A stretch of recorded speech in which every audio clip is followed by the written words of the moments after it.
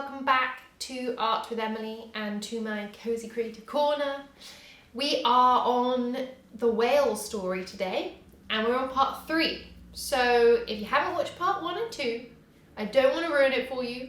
You really should go and watch them because otherwise you won't have a beautiful book at the end, essentially. A nice illustration of the journey of Dido the whale. So just to walk you through where Dido's been.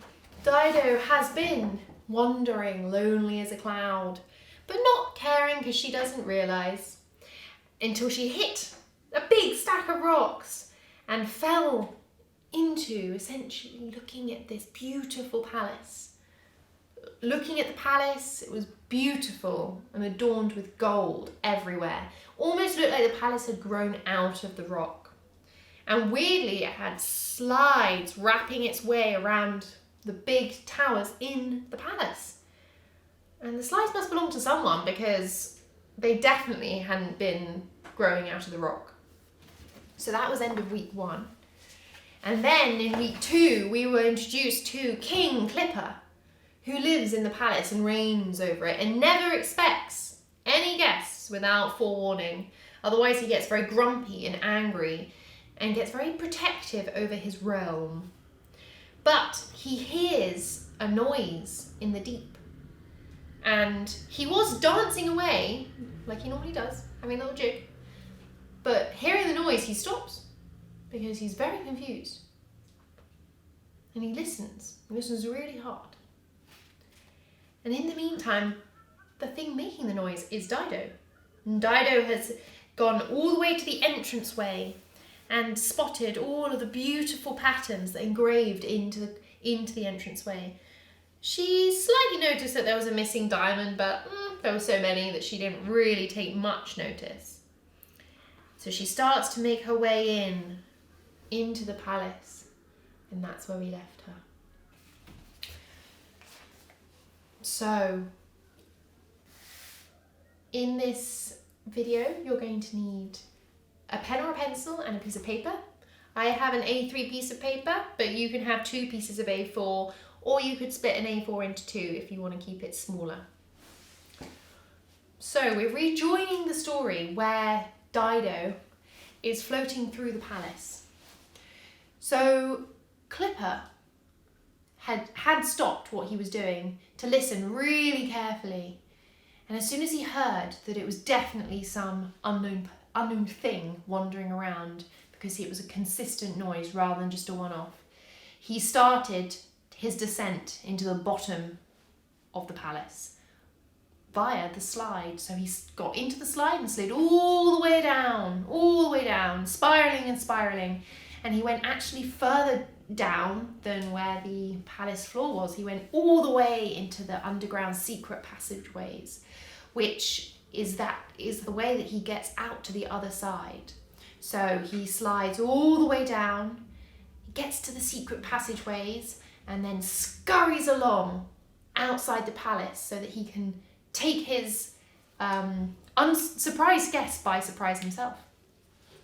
So he goes back out, he gets into the pathway which Dido had just gone along, and he approaches the archway, slowly and quietly moving.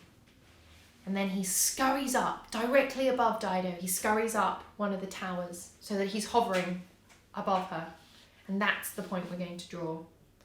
So we've got to draw the tower, which he scurried up.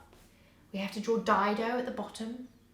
And we've got to draw Clippa at the top, ready and waiting to make his move. So I'm going to start by drawing Dido. So remember all of her details. Look at the references that you have from last week if you want.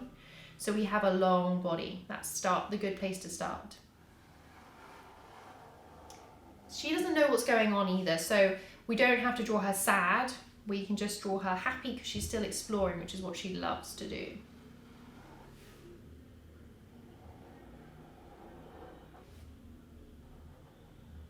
So remember, she has her fin that's about halfway down her body, and her fin is slightly crooked, but if you don't remember that detail, that's absolutely fine.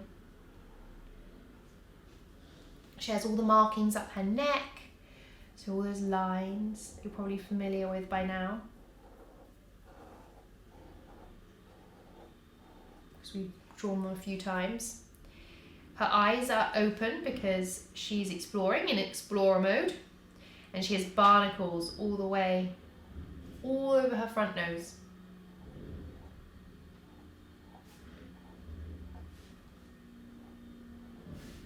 She has speckles all the way over her back, and she has a small little fin on her back.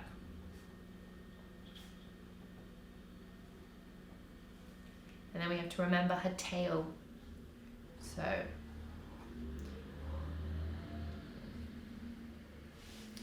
So we have Dido at the bottom. We might want to draw just some gentle rocks along the bottom so that we have a little bit of texture, because the sea ground is always going to have some sort of texture along the bottom. So just a little, gentle lines to suggest. You might want to draw some coral if you want. And above her is the massive tower. So let's draw in the tower. So columns curve out at the bottom, like we've drawn in the other pictures.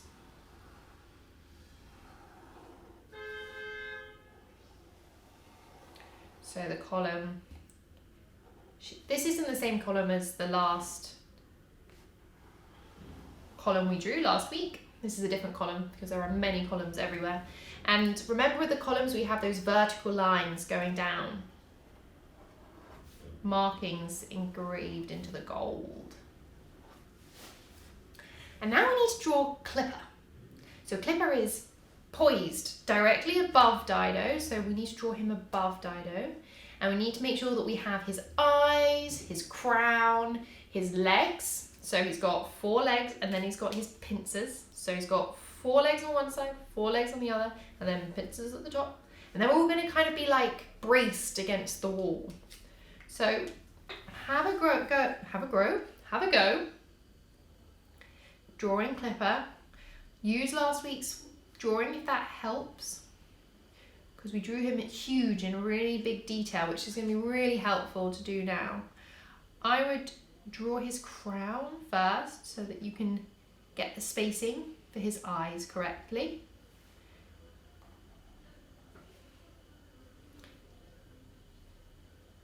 So how are you going to draw him braced? What might suggest that he's braced? I'm thinking that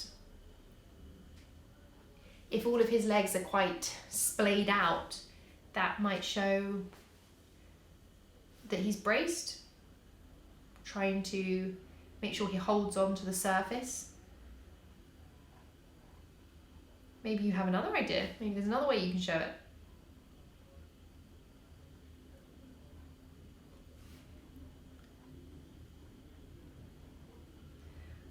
So I'm just drawing in the legs. Remember that the legs have different sections to the legs. They're not just one smooth line. And he's quite beefy because he's king of the land.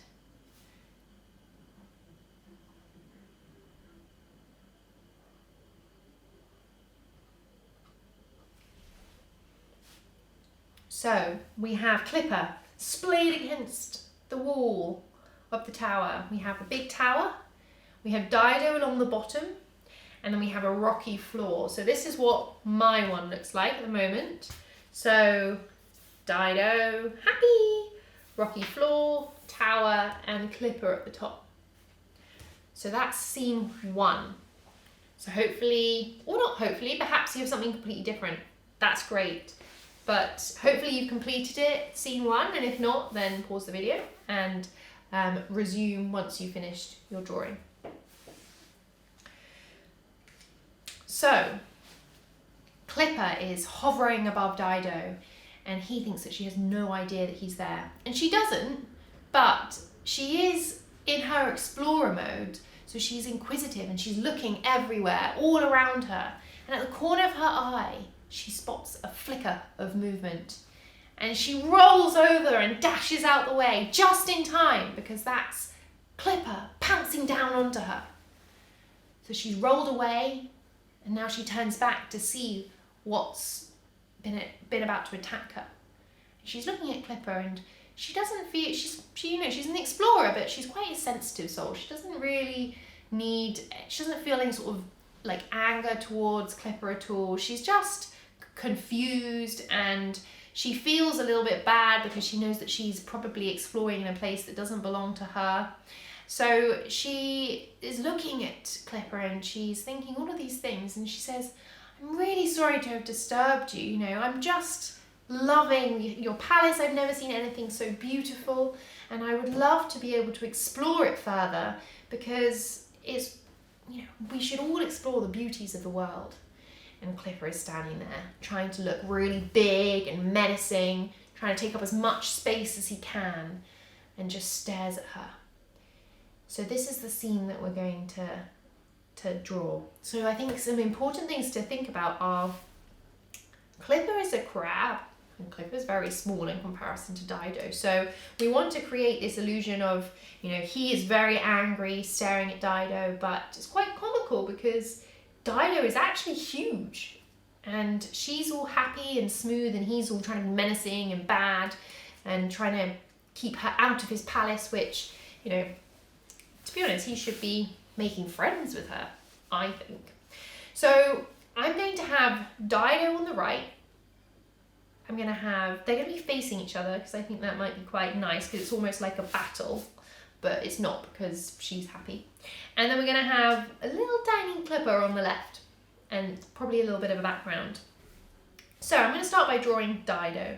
And I'm going to draw her really big, so I'm not going to draw her whole body. I'm just going to draw her head. I'm going to draw it really nice and big, so we get that kind of sense of proportion of, you know, she is the mothership.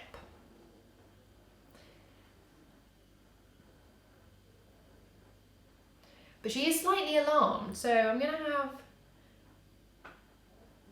even though whales definitely don't have eyebrows, I'm going to put in a flicker to show that she is alarmed. And then I got to remember all her details, like the barnacles. So remember to put those in. And the lines down her neck. So all the way down her neck, just like we did before.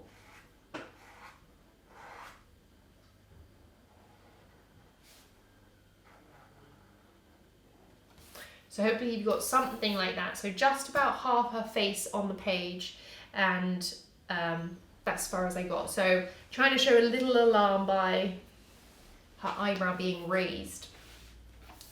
And now on the left, you've got to draw Clippa, trying to be the biggest he can be, take up as much space he can, but he's still tiny. So draw him nice and small,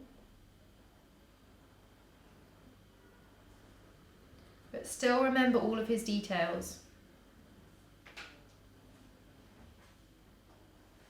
His crown, which looks a little silly now because it's on the top of a very small head, but he's trying to space himself out. So his pincers are probably going to be quite splayed, a bit like when he was on the wall.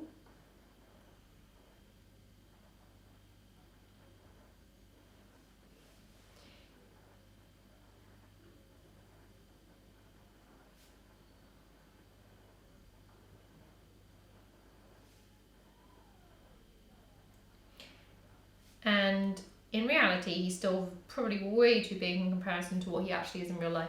But that doesn't matter because this is a story.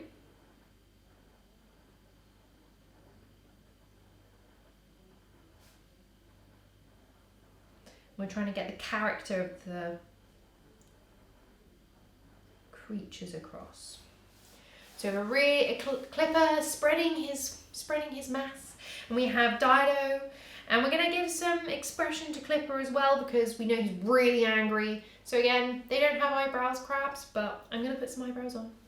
And now I need to put in the big column. So when we had Dido here, her body was the whole length of the column. So here we've only got her head.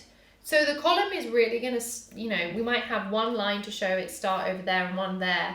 But it's really going to be this whole space because we've zoomed in. So I might just want to put in some lines. And then also at the bottom. Oh, my masking tape's in the way.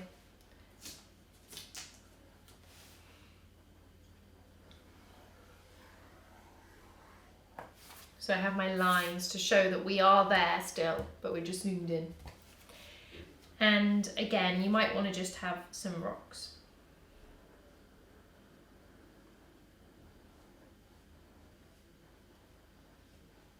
To show it's not all gold.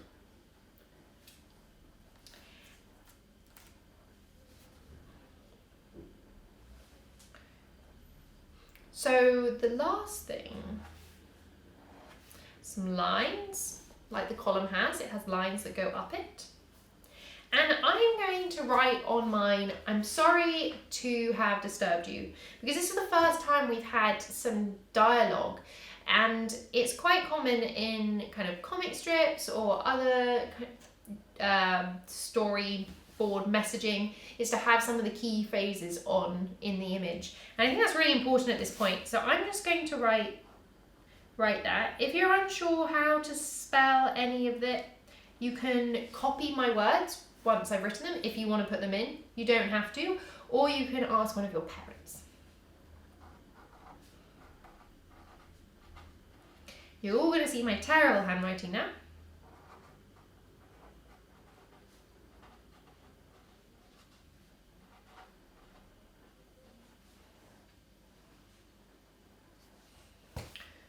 Fantastic. So here you go. You can pause the video now if you need to copy the words. So we have our first image. We've had Dido kind of swimming along with Clippa, really stressed and splayed out against the column, ready to attack. And then he tried to attack, but Dido flipped out the way and got out of the way of him to turn around and to be really pleasant and nice and ask him, you know, can she please stay because she's having the best time and has never seen something so beautiful. But he's really angry and trying to be really big, and she's really kind of quite happy still because in reality, you know, she's so large and she's so docile and she just wants to explore. But she is also shocked that something has tried to attack her, especially considering he's so small. So hopefully you've enjoyed that story time. I'd love to see what you've created because it's great to see how you've reacted to the story and what details you've picked out. Maybe you have a much more detailed column, which would be fantastic. If you want to take it a step further, you can colour it in, you can paint it, you can do anything you like. But whatever you do, share it with me, either via email or you can hashtag ArtKOnline on social media. Like and subscribe to the channel and share with all your friends if you enjoyed it, so that more people can experience some creative time at home, because it's really helpful and for me it brings joy to my day. So that's it for now. Like I said, I'd love to see what you create, and I will see you again this week, tomorrow, for our next episode.